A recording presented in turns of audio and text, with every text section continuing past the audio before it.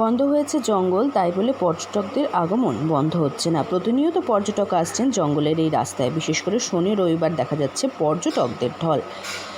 কেন জানলে অবাক হতেই হবে। আসছিলাম এবং রাস্তাতে এই জায়গাটা এত বড় একটা হাতি দেখলাম, দিয়ে দাঁড়ালাম গাড়ি থামিয়ে। দাদারা বললো যে দাঁড়িয়ে ভিডিও একটু স্টেটমেন্ট নেবে।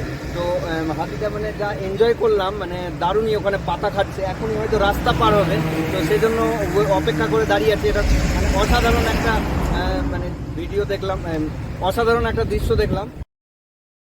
15 জুলাই থেকে 15 সেপ্টেম্বর বন্ধ হয়ে যায় জঙ্গল। সেই মোতাবেক বন্ধ রয়েছে জলদাপাড়া বক্সা জঙ্গলের পর্যটন।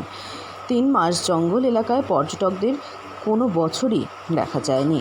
তবে এই বছর বিশেষ করে জলদাপাড়া জঙ্গল সংলগ্ন রাস্তায় দেখা যাচ্ছে পর্যটকদের। রাস্তা সংলগ্ন জঙ্গলেই দেখা মিলছে বাইসন, হাতি, হরিণ ও গন্ডারের। দুপুর ও বিকেলের সময় এই বন্যজন্তুদের দেখা যাচ্ছে। স্থানীয় পর্যটকরা তো রয়েইছেন, শিলিগুড়ি, জলপাইগুড়ি থেকেও পর্যটকরা আসছেন। জলদাপাড়া জঙ্গল সংলগ্ন মাদারিহাট বীরপাড়ার রাস্তায় এলেই দেখা যাচ্ছে এই দৃশ্য। আবার অনেকে চলে আসছেন তোরসা ব্রিজেও। একসঙ্গে 10 থেকে 20টি হাতি, বাইসন দেখতে কে না চান। কপাল ভালো থাকলে দেখা মিলছে গন্ডারের। জঙ্গল 3 মাসের জন্য বন্ধ হয়ে গেলেও নিরাশ হচ্ছেন না পর্যটকেরা।